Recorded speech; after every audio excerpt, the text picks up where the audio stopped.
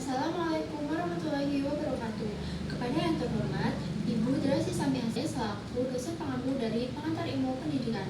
Sebelumnya, perkenalkan nama saya Nasis Ketu Zahra. Saya berasal dari Rombel E dengan nomor induk mahasiswa 2501050183. Di sini saya akan sedikit memaparkan materi yang saya ketahui tentang pengantar ilmu pendidikan. Pengetahuan dasar tentang pendidikan. Pertama, mengenai ilmu dan konsep dasar pendidikan. Pendidikan adalah proses sadar dan terencana untuk mengembangkan potensi peserta didik agar menjadi manusia yang lebih beriman, berilmu, dan juga berakhlak mulia. Sebagai bidang keilmuan, pendidikan memiliki objek, teori, dan juga metode yang bisa dikaji secara ilmiah.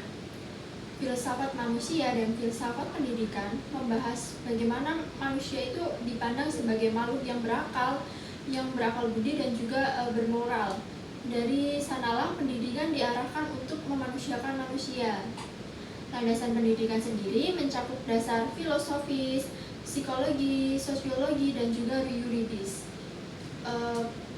Landasan pendidikan ini penting supaya pelaksanaan pendidikan itu akan memiliki arah yang lebih jelas ke depannya.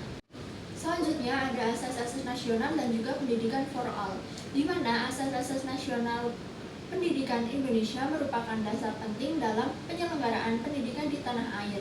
Asas-asas tersebut mencakup asas demokratis, keadilan, relevansi, efisiensi, dan juga keberlanjutan. Pendidikan harus terbuka bagi semua warga negara tanpa diskriminasi serta mendorong terciptanya kesempatan belajar yang sama. Prinsip ini sejalan dengan konsep pendidikan for all yang menekankan bahwa setiap orang, baik laki-laki maupun perempuan, dari latar belakang sosial, ekonomi, maupun budaya, memiliki hak untuk memperoleh pendidikan yang bermutu. Dengan penerapan asas-asas nasional dan juga pendidikan for all, diharapkan seluruh masyarakat Indonesia dapat mengembangkan potensinya secara optimal untuk kemajuan bangsa dan juga negara. Selanjutnya ada etika dan juga profesionalisme, di mana di dalam pendidikan ini sangat penting untuk menciptakan lingkungan belajar yang lebih positif dan juga lebih bermakna. Etika pendidikan mencakup sikap dan perilaku pendidik yang menjunjung tinggi kejujuran, tanggung jawab, keadilan, dan rasa hormat terhadap peserta didik. Sementara itu, profesionalisme ditunjukkan melalui kompetensi guru dalam mengajar, kemampuan berkomunikasi, serta kedisiplinan dalam menjalankan tugas, di mana guru tidak hanya berperan sebagai pengajar, tetapi juga teladan bagi siswa dalam bersifat dan juga berperilaku. Dengan mengutamakan etika dan profesionalisme, proses pendidikan dapat berjalan dengan baik, bermartabat, dan juga membentuk karakter peserta didik secara menyeluruh. Yang terakhir itu ada dimensi-dimensi manusia. Di dalam pendidikan ini, dimensi-dimensi manusia itu akan mencakup berbagai aspek, seperti pembentukan pribadi manusia seutuhnya, di mana dimensi tersebut itu meliputi dimensi kognitif yang berhubungan dengan pengetahuan dan berpikir kritis, dimensi afektif yang berkaitan dengan sikap, nilai, dan juga emosi, serta dimensi psikologi motorik yang mencakup keterampilan dan juga tindakan nyata. Selain itu, ada juga dimensi sosial yang membentuk kemampuan berinteraksi dengan orang lain, serta dimensi moral dan spiritual yang menanamkan nilai-nilai kebaikan dan juga keimanan. Dengan memperhatikan semua dimensi ini, pendidikan dapat membantu peserta didik berkembang secara seimbang, tidak hanya cerdas secara intelektual, tetapi berkarakter, terampil, dan juga berakhlak mulia. Selanjutnya, poin yang kedua, kenapa sih ada orang baik dan juga jahat, dan bagaimana upaya kita untuk menciptakan peserta didik yang lebih baik. Dalam kehidupan bermasyarakat, kita itu sering menjumpai adanya orang baik dan juga jahat.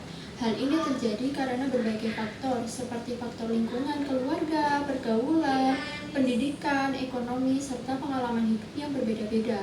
Orang yang tumbuh dalam lingkungan yang positif, penuh kasih sayang, dan mendapatkan pendidikan yang bermoral, cenderung menjadi pribadi yang lebih baik.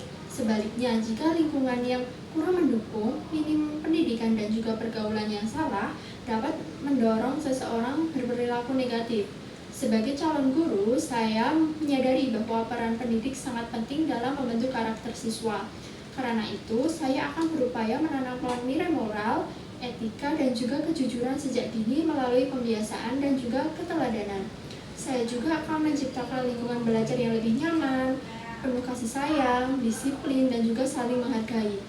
Selain itu, saya akan memberikan bimbingan dan juga arahan ketika siswa berbuat salah, bukan dengan menghukum dengan kekerasan, tetapi dengan pendekatan yang mendidik. Dengan cara ini, saya berharap murid-murid saya dapat tumbuh menjadi pribadi yang lebih berkarakter, berakhlak mulia, dan juga mampu memberikan dampak positif bagi masyarakat.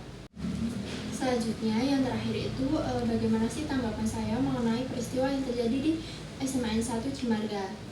Peristiwa yang terjadi di SMAN 1 Cimarga menunjukkan bahwa tindakan kekerasan dalam dunia pendidikan itu tidak dapat dibenarkan. Karena menurut saya pendidikan ini sangat memperhatikan.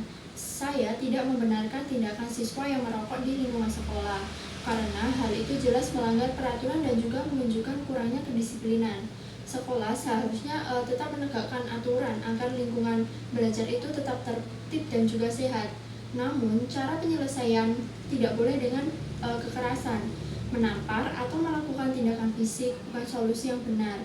Kepala sekolah dan juga guru seharusnya menyelesaikan masalah dengan cara yang mendidik, misalnya memberi sanksi sesuai dengan aturan, memberikan pembinaan dengan guru BK, dan juga memberikan arahan tentang buruknya merokok di sekolah.